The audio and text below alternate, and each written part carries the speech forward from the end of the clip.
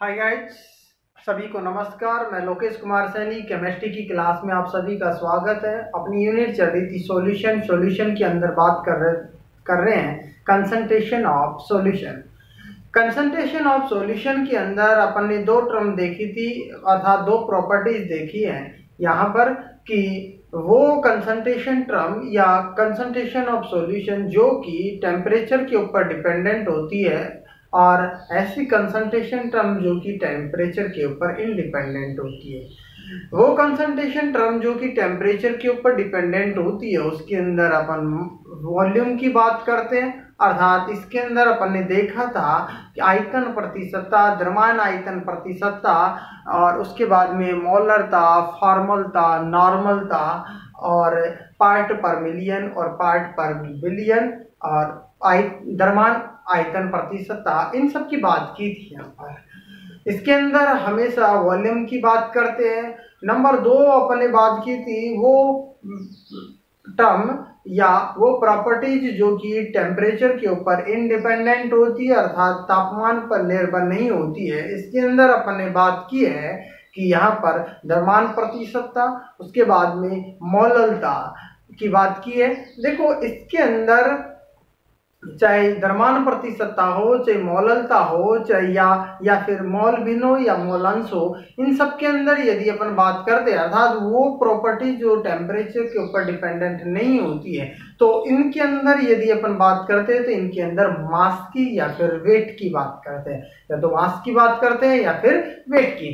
देखो अब आज बात करेंगे अपन कि मोल अंश या मोल भिन्न या मोल प्रभाज या फिर मोल फ्रैक्शन किसे कहते हैं, अर्थात इसको देखेंगे। देखो मोल अंश, मोल भिन्न या मोल फ्रैक्शन को एक्स से डिनोटेड करते हैं। यदि इसकी डेफिनेशन की बात करते हैं तो सिंपल सी डेफिनेशन होती है विलियन में किसी अवयव का मोल अंश, अर्थात सिंपल सी डेफिनेशन है विलियन में किसी अवयव का मोल अंश उस अवयव की मोल संख्या तथा विलियन के सभी अवयवों की मोल संख्या के अनुपात होता है। अर्थात ये कहें कि कोई भी विलियन है, विलियन के अंदर किसी एक अवयव का मोल अंश की बात करें या किसी अवयव के मोल अंश की बात करते हैं, तो मोल अंश की यदि अपन बात करते हैं तो उस अवयव की मोल संख्या कितनी है, उस अवयव की मोल संख्या और विलियन में उपस्थित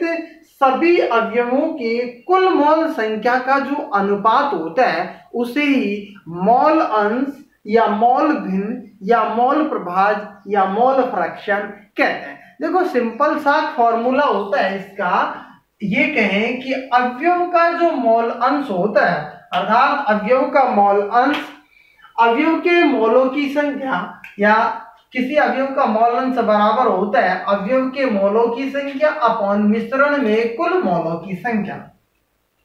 यहाँ अवयव का मोल अंश की बात करें तो कोई भी मिश्रण है, मिश्रण के अंदर अनेक अवयव पाए जा रहे हैं, या फिर ये कहें कि मतलब बहुत 2, 3, 4 या कितने भी अवयव पाए जा रहे हैं, तो किसी अवयव का जो मोल अंश की बात करते हैं तो उसका मोल अंश निकालते हैं, तो उस अवयव के मोलों की संख्या अर्थात उसके अंदर कितने मोलों की संख्या पाई जा रही है और मिश्रण में कुल मोलों की संख्या कितनी है, तो इस फॉर्मूले से अपन किसी भी अवयव का मोल अंश निकाल सकते हैं। जैसे अपन बात करें यहाँ पर कि विलियन में विलेय एक की मोल संख्या को Na से डिनोटेड कर रहे हैं और विलायक B की मोल संख्या को Nb से डिनोटेड कर रहे हैं, तो यहाँ पर विलियन की कुल मोल संख्या की बात करते हैं तो कुल मोल संख्या विलियन के अंदर विलेय की मोल संख्या साथ ही साथ और विलायक की मोल संख्या, अर्थात इन दोनों को यदि मिश्रित कर दिया जाता है तो यहाँ पर विलियन की मोल संख्या या विलियन की कुल मोल संख्या प्राप्त होती है, अर्थात ये कहें Na प्लस Nb। तो विलियन की कुल मोल संख्या प्राप्त हो रही है Na प्लस Nb। अब अपन को ज्ञात करना है या तो विलेय की मोल संख्या या फिर विलायक की मोल संख्या, अर्थात ये कहें या तो अपन ज्ञात करेंगे A का मोल अंश या B का मोल अंश, मतलब जितने भी अवयव दे रखे हैं उन अवयवों का यदि मोल अंश ज्ञात करते हैं तो अवयव का मोल अंश ज्ञात करने के लिए देखो यहाँ पर यदि अपन A का मोल अंश ज्ञात करते हैं तो A का मोल अंश बराबर होगा, देखो यहाँ इसको मोल फ्रैक्शन को x से डिनोटेड कर रहे हैं, तो x से डिनोटेड कर रहे हैं तो A का मोल अंश निकाल रहे हैं तो इसको XA से लिखेंगे, अर्थात XA बराबर होगा Na upon Na plus Nb, अर्थात अवयव A के मोलों की संख्या अपॉन मिश्रण में कुल मोलों की संख्या, अर्थात विलेय प्लस विलाय के मोलों की संख्या। अर्थात A का मोल अंश बराबर होगा A का मोल अंश Na upon Na plus Np। ठीक इसी प्रकार यदि B का मोल अंश ज्ञात करते हैं तो B का मोल अंश बराबर होगा, अर्थात B का मोल अंश XB बराबर होगा NB upon Na plus Nb। यहाँ पर B का मोल अंश ज्ञात कर रहे हैं, अर्थात B का मोल अंश हमारे को प्राप्त होगा Nb upon Na plus Nb। देखो ये तो हो गया A का मोल अंश या B का मोल अंश, इसी प्रकार C का मोल अंश, D का मोल अंश या फिर जितने भी अवयव दे रखे उन सभी का मोल अंश इस प्रकार से ज्ञात कर सकते हैं।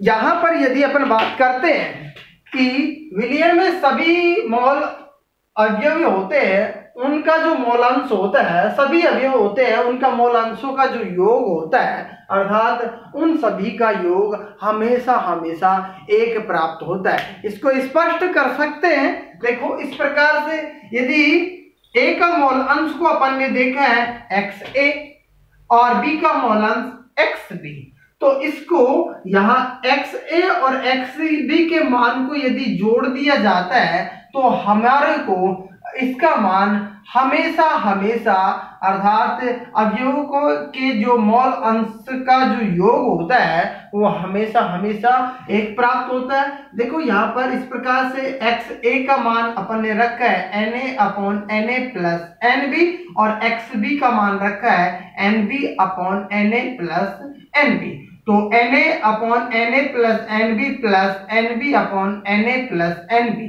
तो इसका यहाँ पर देखो Na प्लस Nb और ये इसका लघुत्तम आ गया Na plus Nb, Na plus Nb upon Na plus Nb, इसका जो मान आता है वो कितना आ रहा है, एक प्राप्त हो रहा है। तो यहाँ पर अपन स्पष्ट कर सकते हैं इसको कि सभी अवयवों के मोल अंशों का जो योग होता है वो सदैव एक होता है, अर्थात हमेशा हमेशा एक प्राप्त होता है। देखो यहाँ पर यदि XA ज्ञात करना है और अपन हमारे को XA ज्ञात करना है तो XA ज्ञात करना है, यदि एक में से XB को घटा देते हैं तो XA का मान ज्ञात प्राप्त हो जाता है, और यदि XB ज्ञात करना है तो एक में से XA को घटा देते हैं तो XB प्राप्त हो जाता है। ये दोनों जो सिंपल जो फॉर्मूले हैं वो काम में आते हैं। यदि XB का मान दे रखा है और XA ज्ञात करवा रहा है तो एक में से इसको XB के मान को घटा देते हैं तो XA प्राप्त हो जाता है।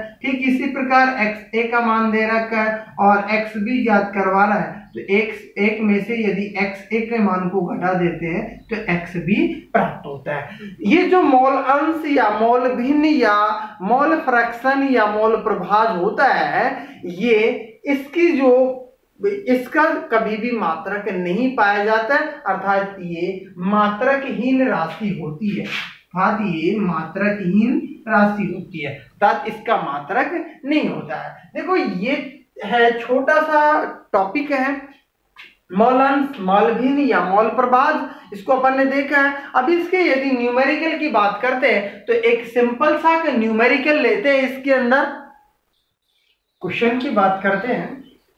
क्वेश्चन है, सिंपल सा क्वेश्चन है, 36 ग्राम जल, 46 ग्राम एथिल अल्कोहल तथा 32 ग्राम मेथिल अल्कोहल मिलाकर एक मिश्रण बनाया गया है।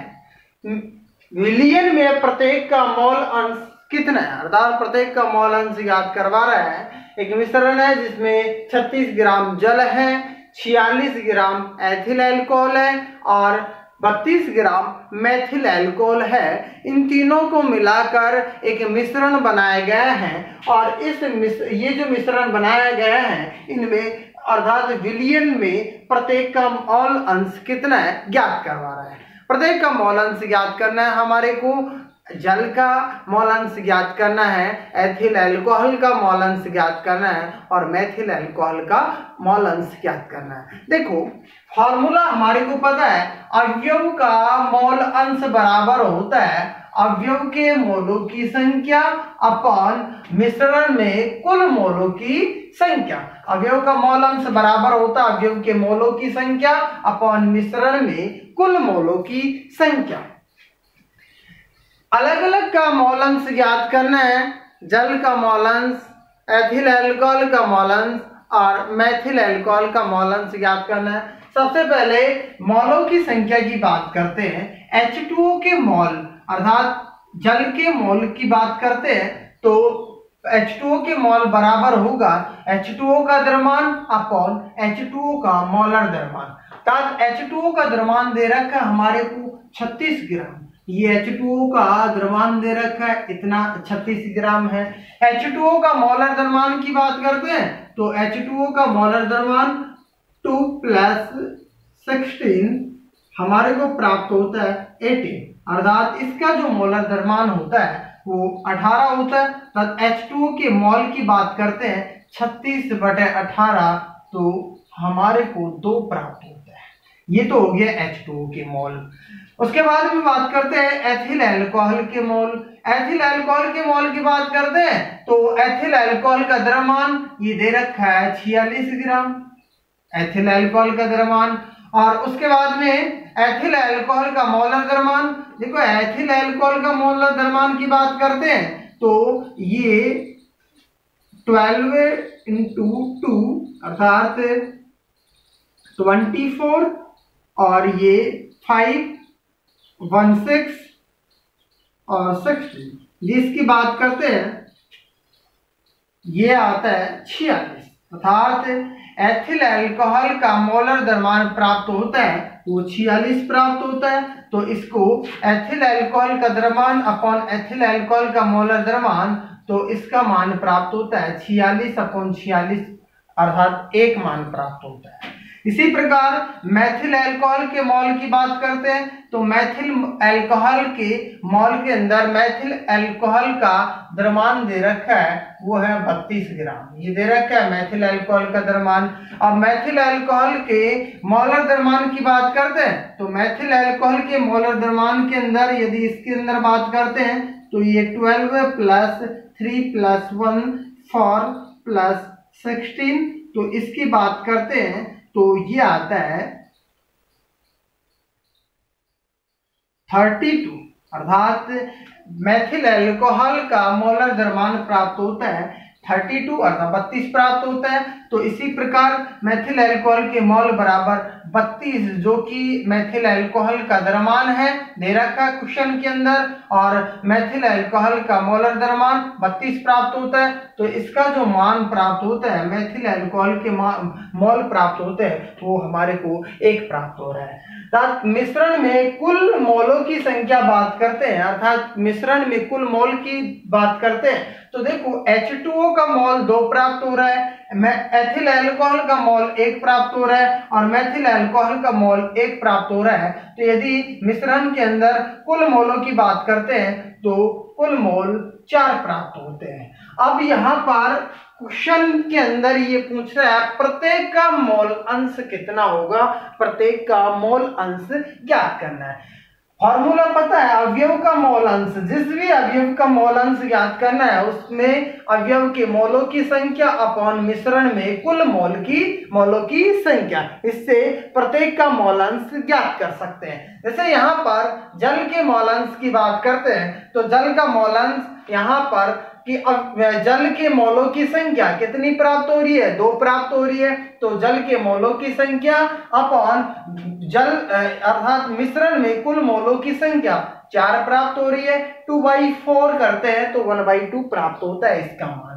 अर्थात जल के मोलों की संख्या या मोल अंश प्राप्त होता है वो हाफ प्राप्त होता है, 1/2 प्राप्त हो रहा है। ठीक इसी प्रकार एथिल अल्कोहल के मोल अंश की बात करते हैं तो मेथिल अल्कोहल के मोलों की संख्या 1 प्राप्त हो रही है और मिश्रण में कुल मोलों की संख्या 4 प्राप्त हो रही है, तो इसका जो मान प्राप्त होता है 1/4 प्राप्त होता है। ठीक इसी प्रकार मैथिल एल्कोहल का मोलंस की बात करते हैं, तो मैथिल एल्कोहल का मोलंस के अंदर इसका जो मान है, मैथिल एल्कोहल के मोल की जो संख्या प्राप्त होती है वो 1 प्राप्त हो रही है और मिश्रण में कुल मोलों की संख्या 4 प्राप्त हो रही है। तो इसी प्रकार यहाँ पर मैथिल एल्कोहल का जो मोलंस प्राप्त होता है वो प्राप्त होता है 1/4।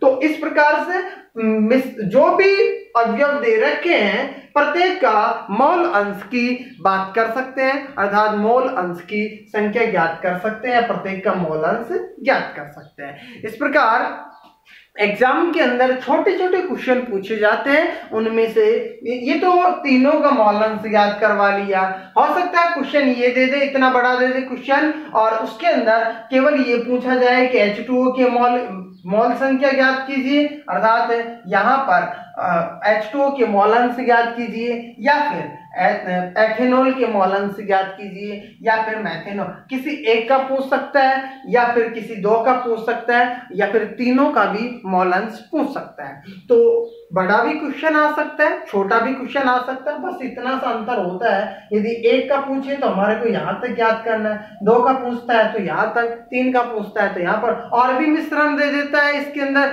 4 अवयव दे देता है, 5 अवयव दे देता है, तो प्रत्येक का मोल अंश इस प्रकार से अपन ज्ञात कर सकते हैं।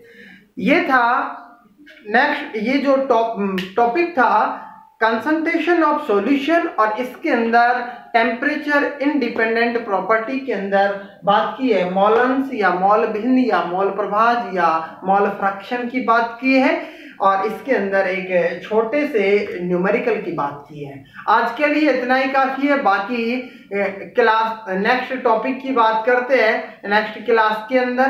Thank you.